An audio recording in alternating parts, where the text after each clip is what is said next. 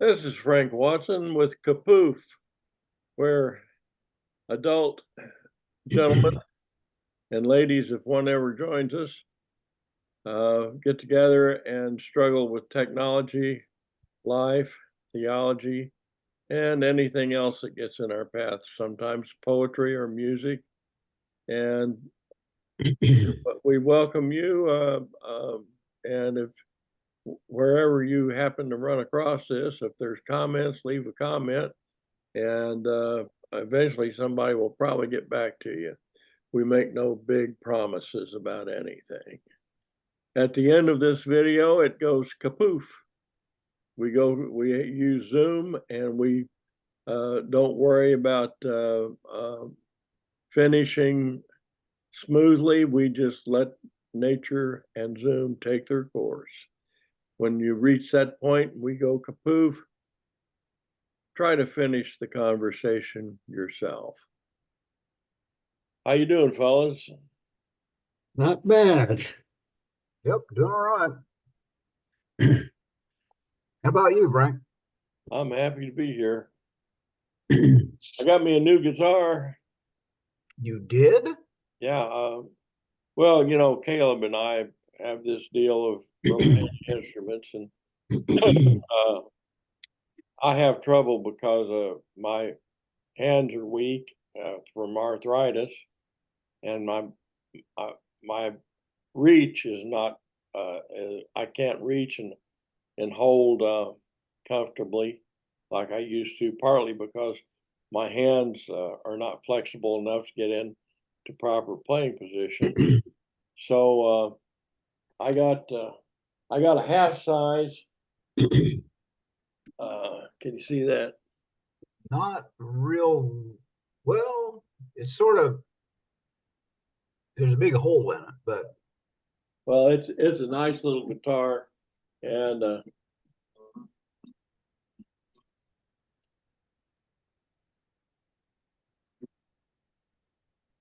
now see, the notes are not coming through. You're playing it, but I guess it doesn't. Maybe that's why Zoom doesn't work for music. yeah. One of the reasons. Well, my hands fit it, and it's got a short neck and a good, really good sound. It's about online new. It's about an $800 guitar, and That's easy to play with your arthritis. it's Just tip easy. yeah, I wouldn't say easy, but it's easier. easier. Yeah. It's more. It's playable. Did And you call it a? Did you call it a? You didn't say half size. What did you say?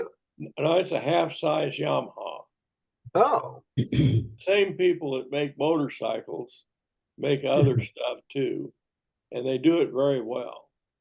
You know, any company that can make motorcycles and guitars and do a good job of it is something to contend with. So, oh. I just looked over there to look at that keyboard, and that's a Yamaha.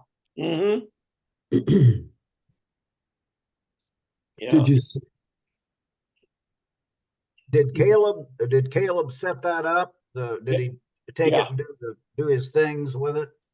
yeah. He he works with Reno's Music and does promotional videos with their guitars. So he gets special deals. Uh, you know, Oh, you'll see a guitar that uh, has potential, and he'll get a good price over and above the fact that it's a bargain to start with. They specialize in really high end stuff. Reno's uh, handles some great guitars. where His are they? They're up on the Fishers area. In the what area? Fishers. Oh, oh. How long's he been doing that? Oh, probably 6 months. I don't know, something like that. Okay. But he's picking up steam. He does these. He's a fine finger picker. Uh, Not a pea picker, but a finger picker. You remember Wes Montgomery? Remember him? Oh yeah, Oh, yeah. Played with his thumb. Yeah. No prick Yeah. at all. With his thumb. Something Yeah. else. Caleb started out strictly folk and Americana, but he's starting to get into jazz, Oh yeah. and he he caught me off guard. He caught me off guard big time.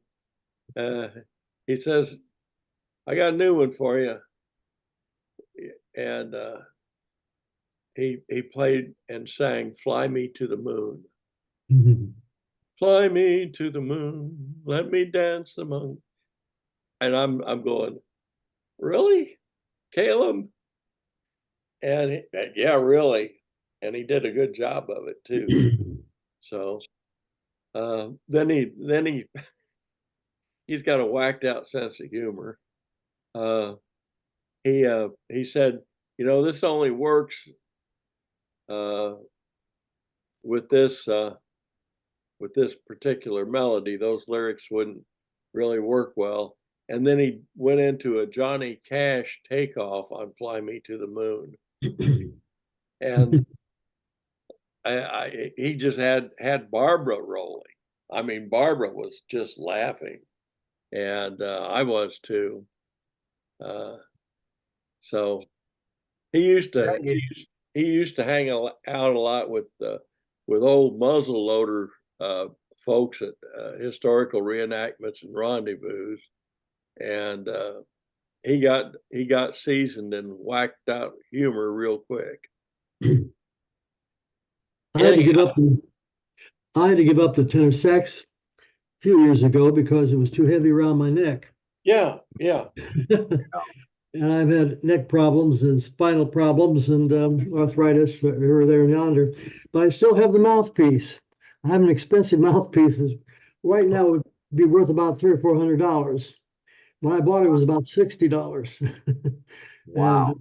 But it's a special mouthpiece. And I thought, well, one of these days I may be able to slip that on somebody else's saxophone and still play.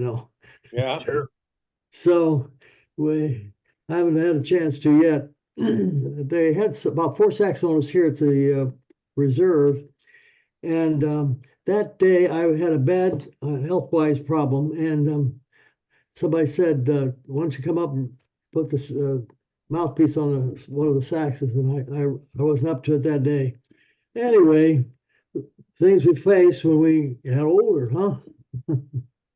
We have to. That's something that I think is so important for younger people to realize. And what by younger, I mean when you're 60 or 70, Or 80, or yeah. For you, that yeah. What are you, John? 95?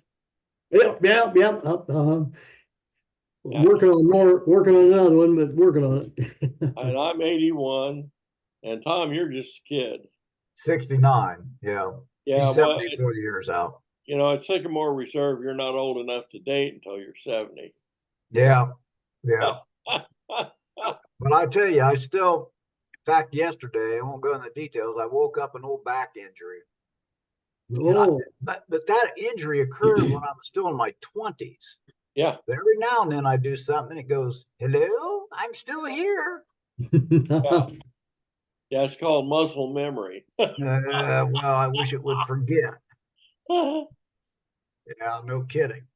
Yeah, we carry That's the not what I scars. was thinking about for muscle memory. But We carry the scars and the injuries and and the guitars, the scars on the guitars. Let me be poetic here.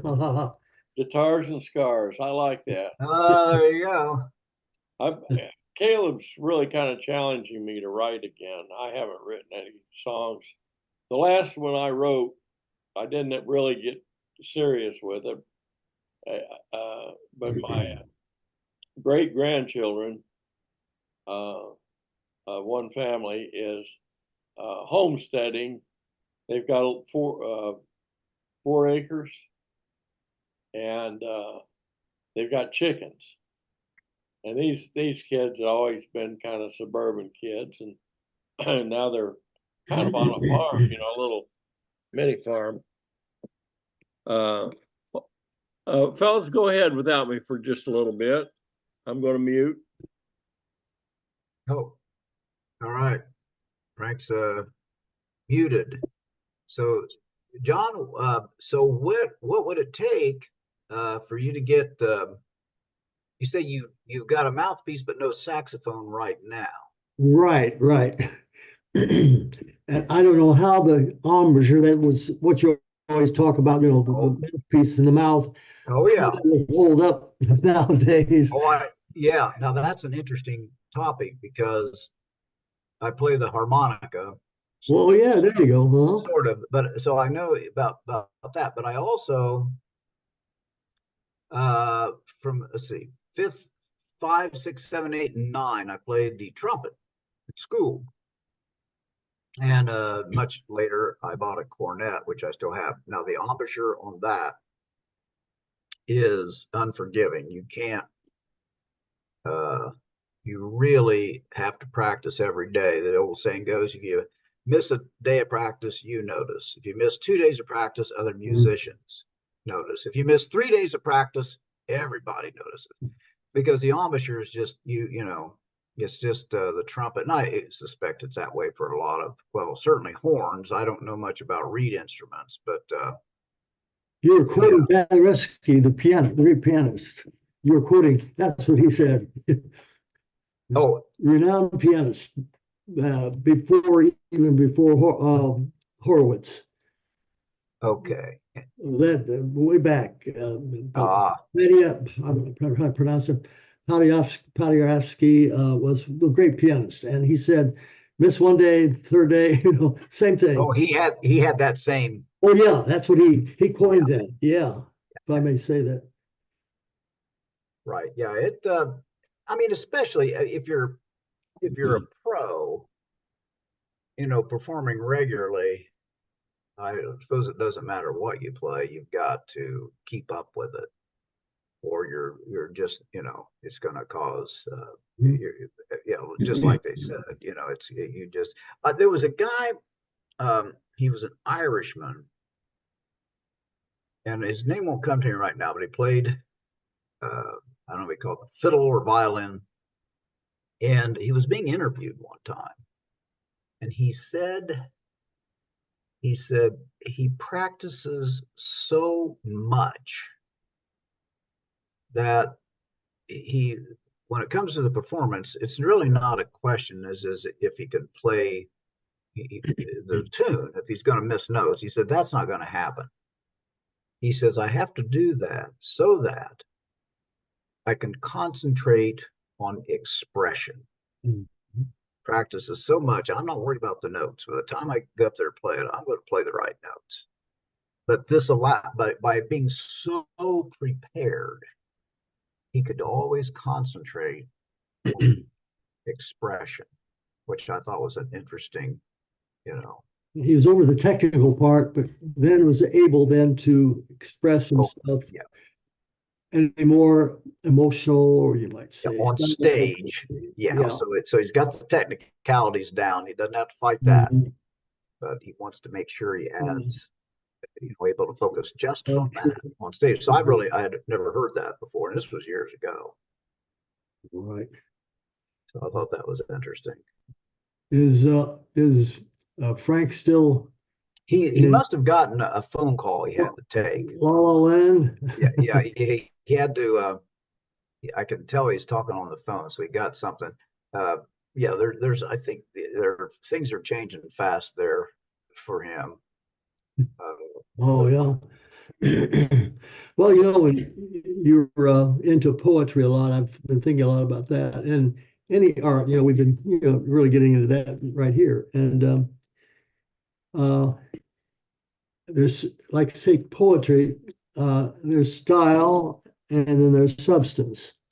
yeah, And I think I picked up with you that you really get into the style a lot. You know, that, well, you have meter and you got rhythm and rhyme, and whether it's rhyme or not rhyme, or imagery and metaphor, and that's intriguing and very creative. I think, you know, the especially imagery to me, you know, as yeah, far as the style, yeah. uh, how clever they can be to point up this to make a point, you know. Yeah. And but my background more theological, philosophical. I look for the message, the truth that behind it, and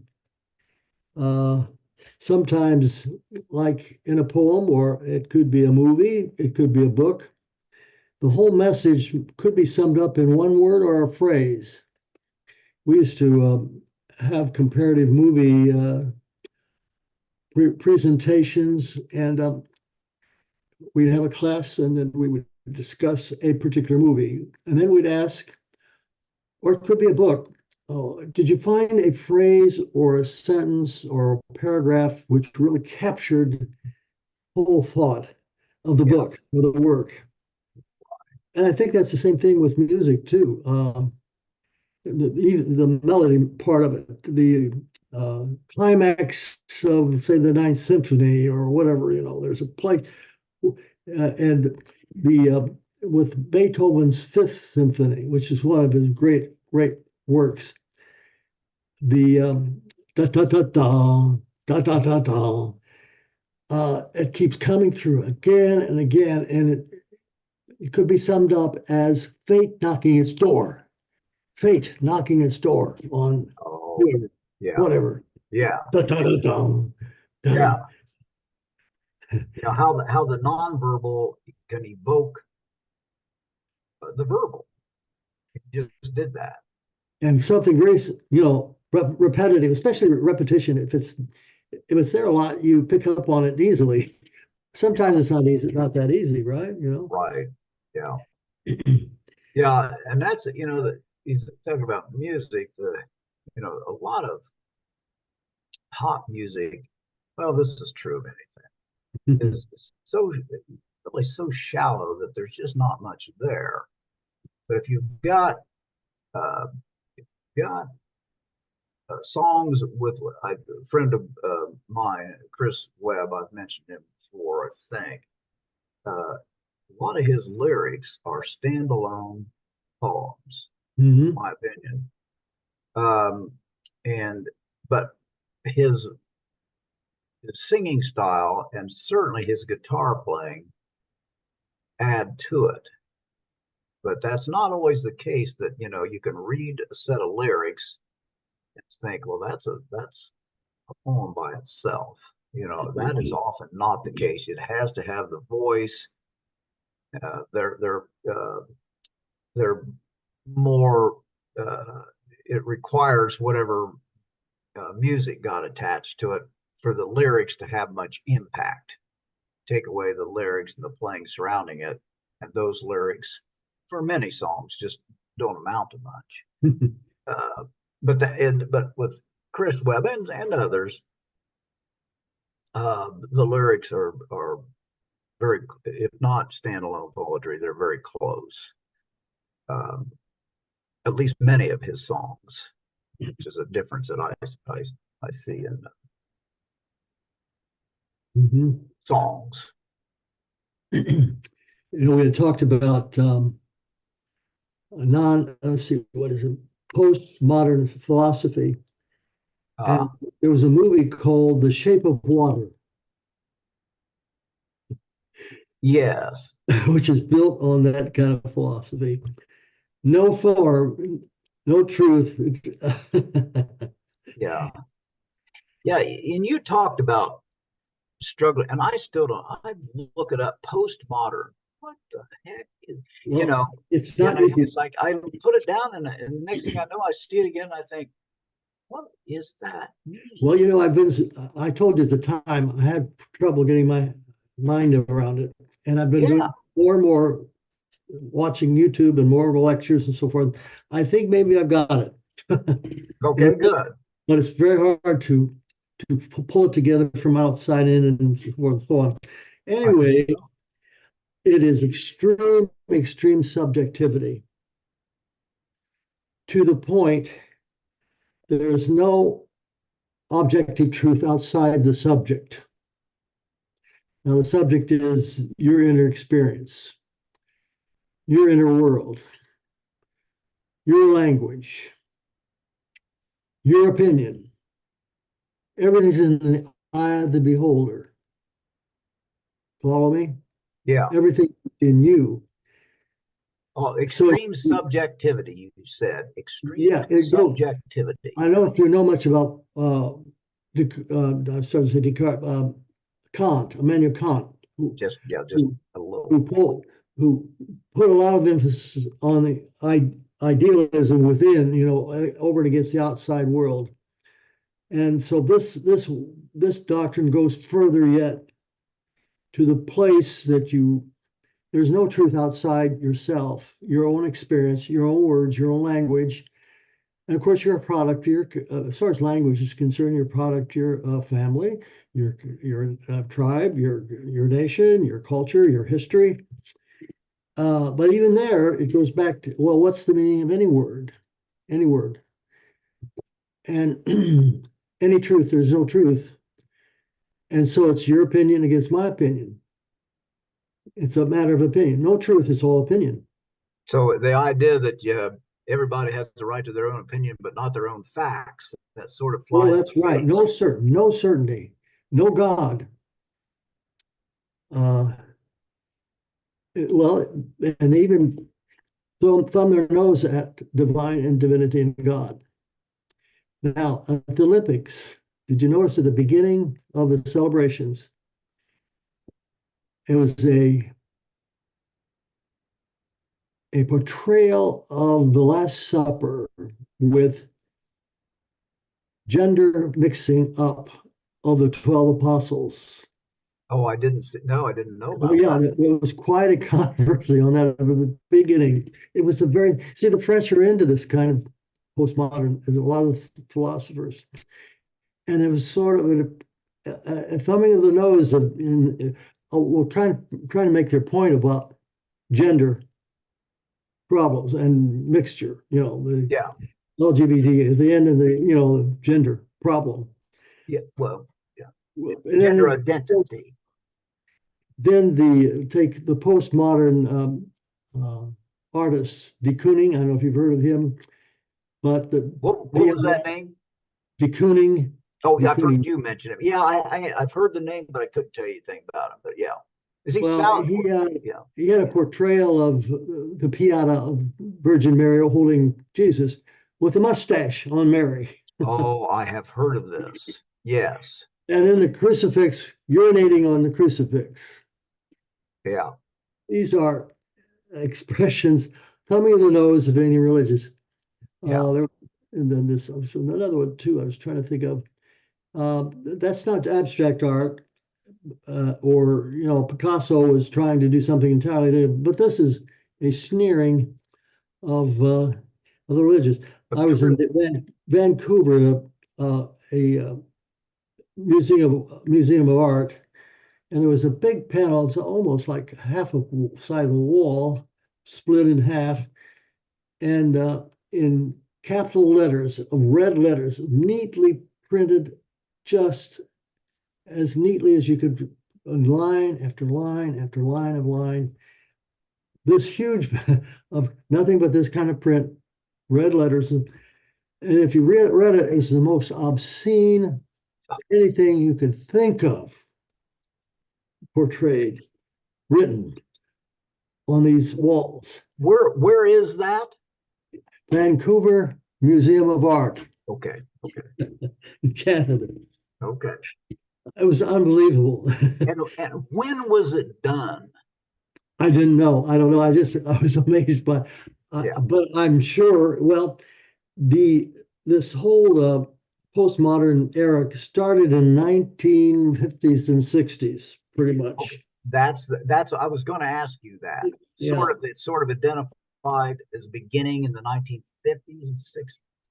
Yes. Oh, okay. Oh, wow. Mm-hmm. Earlier than I would have guessed. So, when you brought that poem up about the bat, it reminded me of that. But the bat going here, there, and nowhere to go, over and against Plato, who had the light coming from the cave. And we thinking the reality, or our reality, was the shadows of the light on the wall. But it's going around, but was stated beautifully and intriguingly, and with the imagery and all that, it was Oh, fascinating. that's Good Richard. That's style. Richard Wilbur for you. Yeah, yeah, yeah, So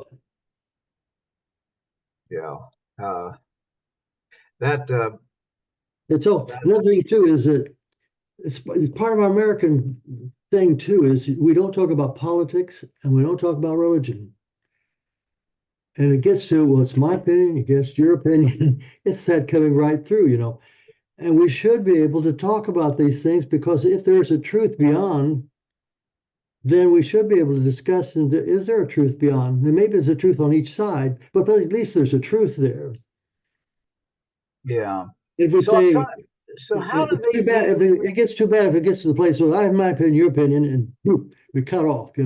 I think my point is we should keep open-minded, be open-minded, and see there's a possibility of coming together, the opposites. And I think that's a big problem we have, these extremes. Well, what about the good on both sides? Excuse me, go ahead. I was butting in. Well, I was just curious. There's extreme subjectivism, but what?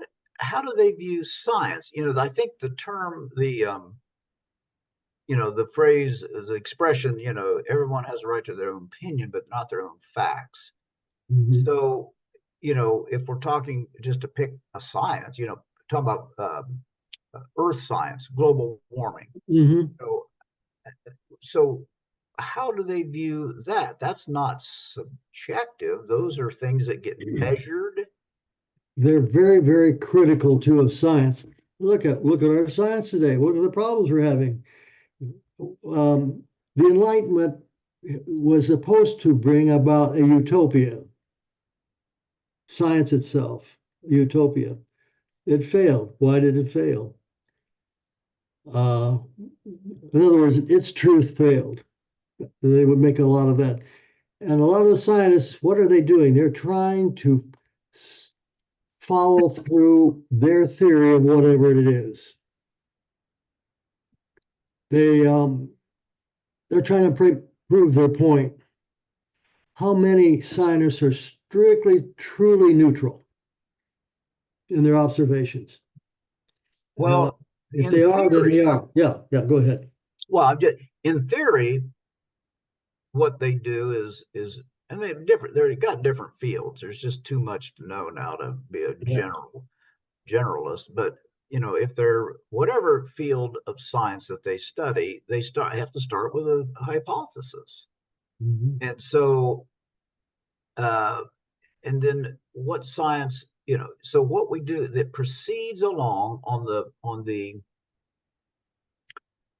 preponderance of evidence, so that you start out and maybe a year in, I'm just making this up, a year in, you think, here's what seems to be the case.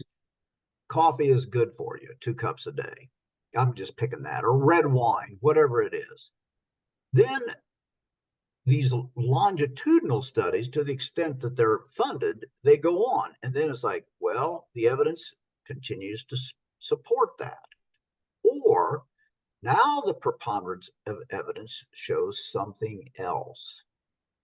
So I'm struggling to see how that means that the scientist, and this is a problem the public has had, and it has to do with science reporting. They think that they're waffling, so that if they see a report, coffee 2 cups a day is good for you or bad for whatever it is, and then a couple of years later it changes, and the public that's not who are members of the public, who are not particularly versed in the procedures and the practices of science, see that as waffling, flip-flopping, or whatever you want to call Mhm. it, when in fact it's just the way science works. But I think that probably could get interpreted. I mean,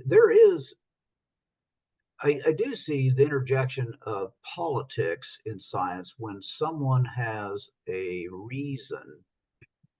They used to talk about, there's a couple scientists they were literally rocket scientists who held forth on the weather, and they came up, they said there's no global warming. Well, politics had gotten involved. they were not climate scientists.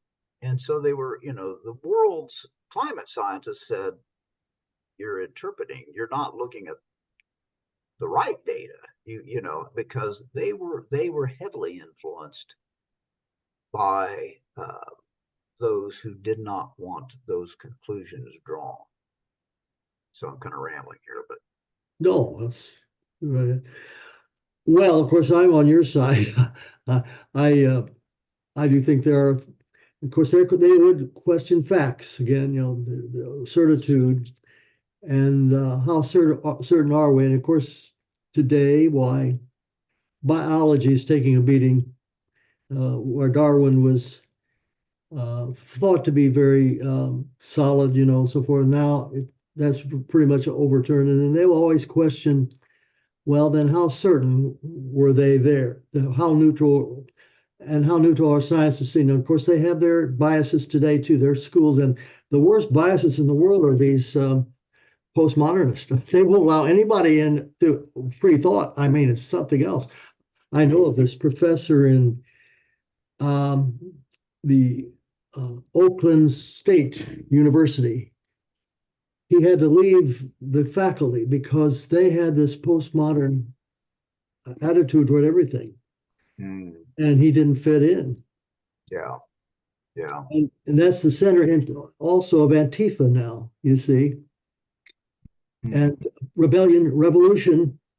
See there. See, it goes on then further. But most of these postmodernists or really occupy a lot of the intelligentsia of the universities, the humanities, and so forth. And almost all of them are Marxist.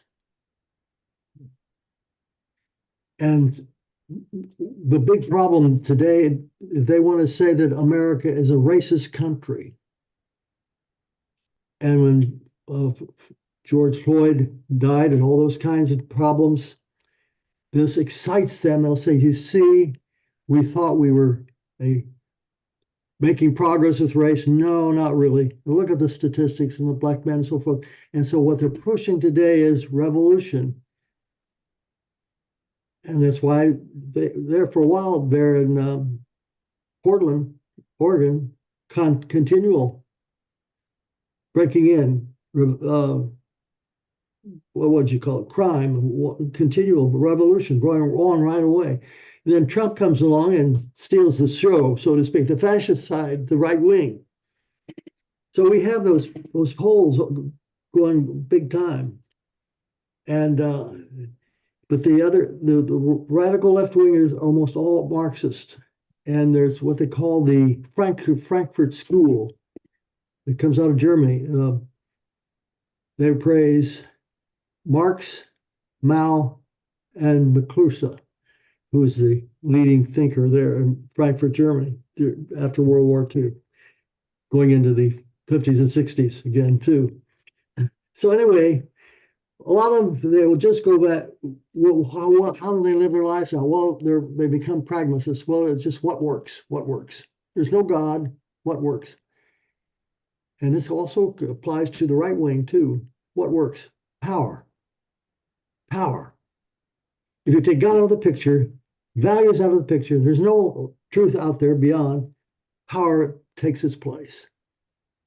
And you see this too with Trump. Don't you see this in Trump? What's the truth? I'm making what my own truth.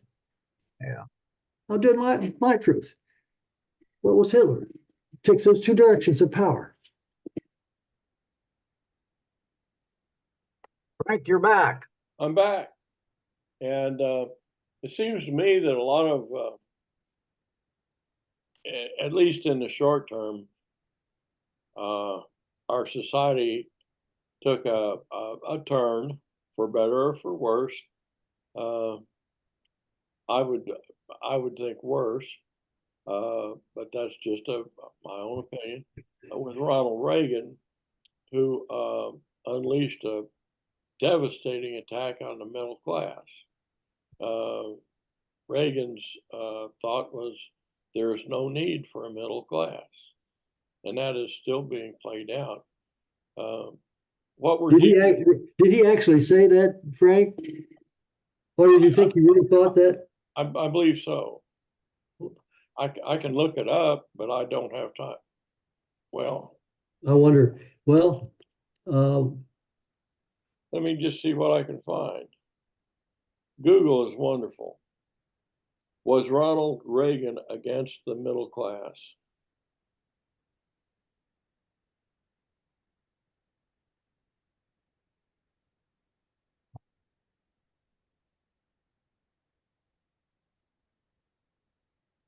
Of course, it depends on who you ask. Yeah, see, it's law to bring up. that's part of the problem too. What's certain, you see, and it's all muddled today. And there is a movement toward fact finding, and I do think Google does play an important part, and then they're trying to get better and better in that. But you do have different opinion. And same thing with the YouTube. You have debating going on. You have different opinions. And lecture, I distrust just a lecture itself these days, because you need someone to give it another opinion on it. And a good thing for us to ask, Tom, you and I, is that what is the effect or what is the thinking of postmodernism with science? Yeah. Objective, because they're against objective truth of any kind. Yeah. Well, and that's the thing when you mentioned about extreme subjectivity. In a sense, you think scientists would, I think, there is such a thing as objective truth, but getting to it starts to look like there's not, because you are constantly gathering new, if you can, new evidence. And Yeah, so it's that's the either, point. That's the point of it. and that's why that's how science works. So it might look to someone like it's extremely